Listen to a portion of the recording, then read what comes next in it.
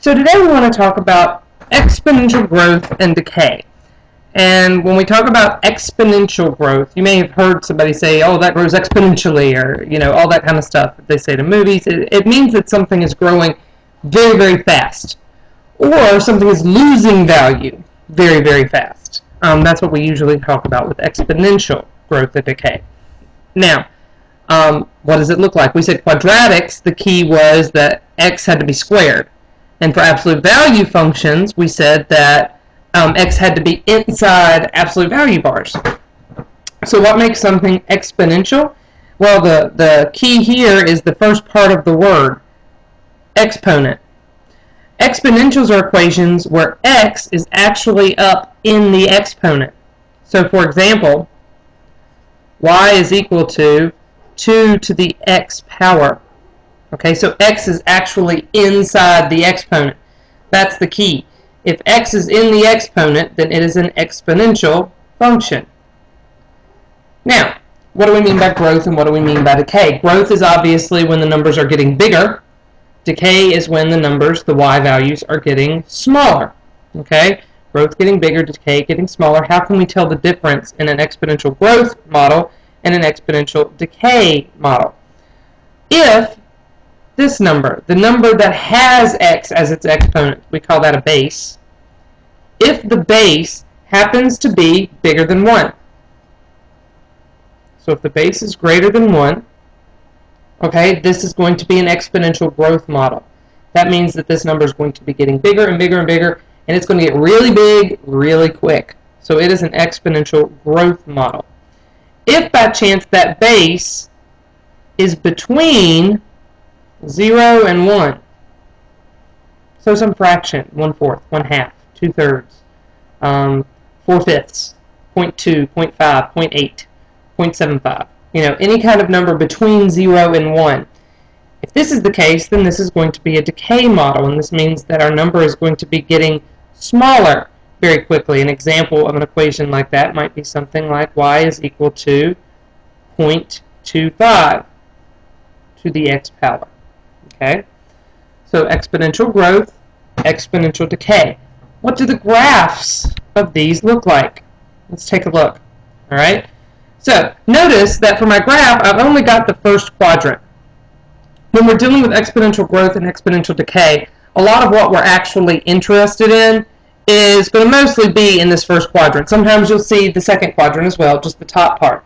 Because when we're talking about taking numbers to a power, generally a positive number squared is still going to be a positive number. In fact, a negative number squared is going to be a positive number. And we generally don't use negative numbers for our bases. That's just not something we, for our context, are going to be doing anything with. So for the most part, this is all the graph we're going to need, is this first quadrant. Just like with our quadratics and our absolute values yesterday, we're going to want to make a table. So y is equal to 2 to the x power. And we want to make a table. So x and y. And let's say that we just make our table for the numbers 1 through 4. Please pay attention to your directions, because a lot of times for these problems, they're going to give you a specific range for your x's. They're going to tell you what they want you to use for x. And so that makes our job really easy, because then we don't even have to think about it. All right, but just like yesterday, I think it's going to be best if we use our calculator. So again, I'm not terribly interested in the graph part of my calculator, but I'm very interested in the table part of my calculator. So I'm going to go into y equals, and my equation was y equals 2 to the x power. So how do I put that in my calculator? So 2, this little caret top right here, this is our power button, and then x. So 2 to the x power.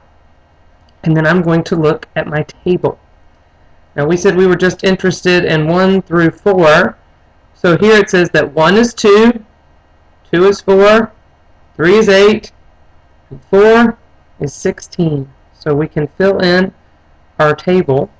1 is 2, 2 is 4, 3 is 8, and 4 is 16. Now notice, this is 16. If we look down our graph, when we get to 5, we're already up to 32. Okay? What you are going to find is for a lot of these problems, you're not going to be able to count by 1. Sometimes you're not even going to be able to count by 2. So you want to make sure that you have an idea of what your range is going to be. so that you can count your graph accordingly. So I think I'm probably going to count by 2's for my graph. So if I do 2, 4, 6, 8, 10, 12, etc., I can count by 2's on this side. You can still count by 1's on the bottom. The bottom and the side do not have to count by the same denomination as long as you mark it appropriately. You know, a lot of our graphs, when we were doing straight lines, we got to just not write anything, because the assumption is if you don't have any markings on the graph that you're counting by 1.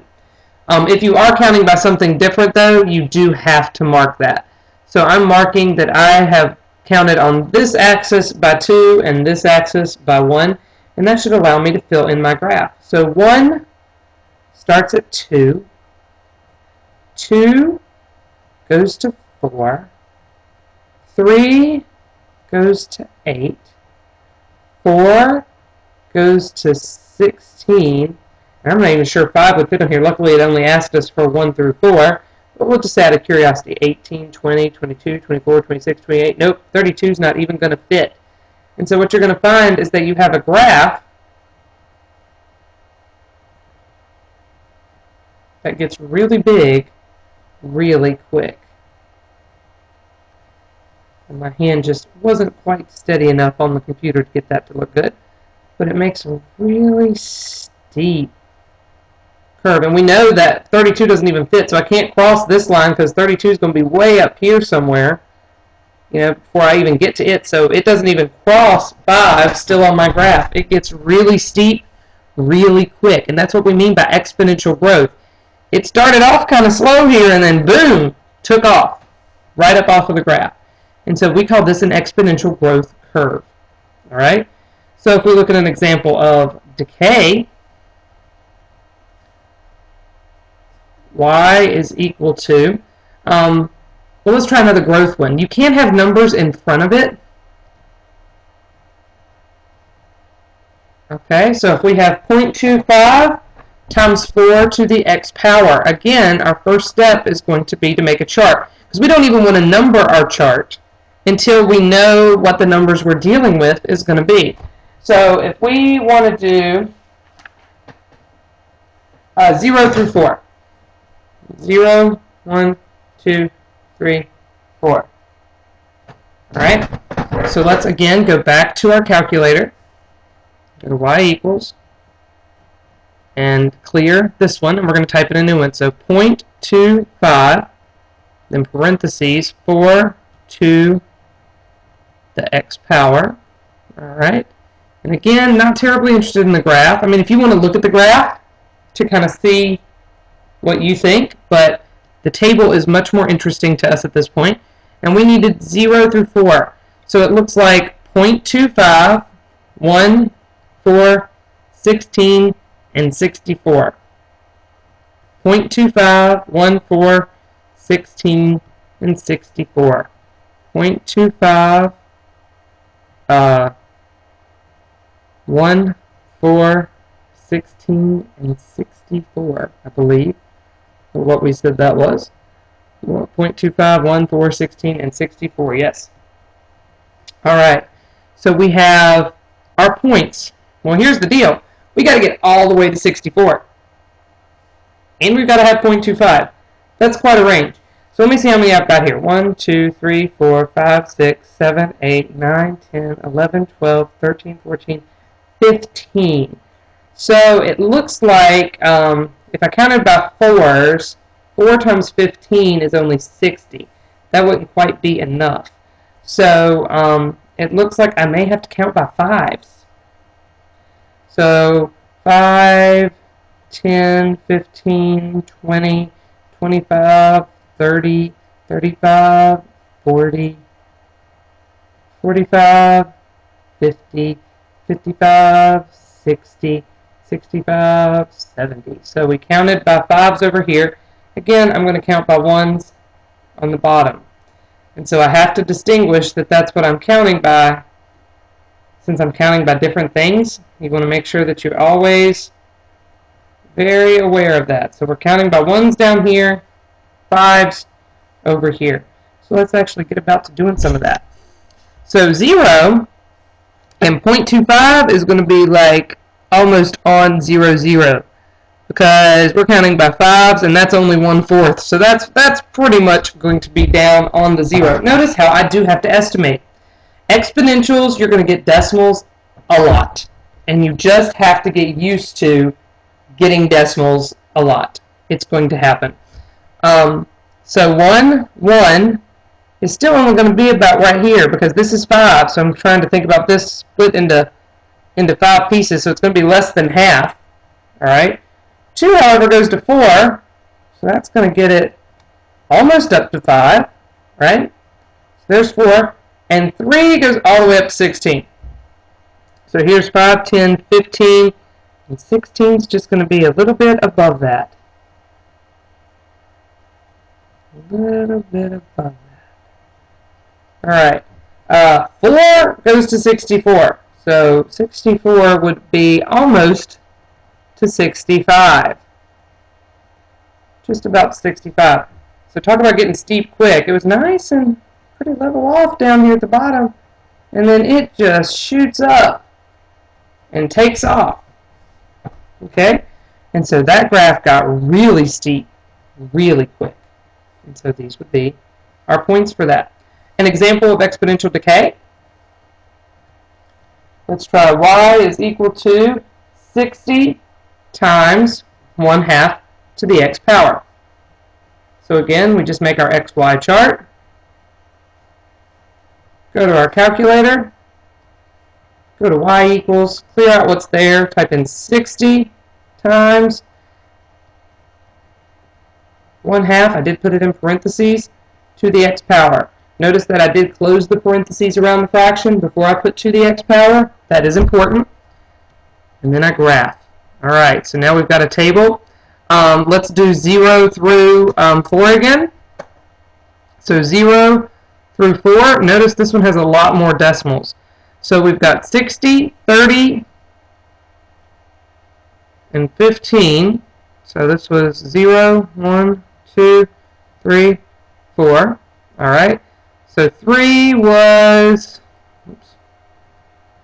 7.5. 7.5. And then we got 3.75. Alright, so somehow I got a line through here. There we go. And now we just got to graph them. So let's see what this one turns out looking like. So 0, 60. We've got to get up to 60 again. And we said counting by fives would do that. So 5, 10, 15, 20, 25, 30, 35, 40, 45, 50, 55, 60. Excellent. So we're starting up here high this time. So 0, 60, 1 and 30. That was a big drop. 2 and 15 would be right here. 3 and 7.5. Okay, so this is 5. Exactly halfway between 5 and 10 would be 7.5. So that should be about right there. And then 4 would be 3.75. So that should be a little bit more than halfway. It's almost to 5. So about right here. So when we graph this, it's getting very small very quick. So this would be our exponential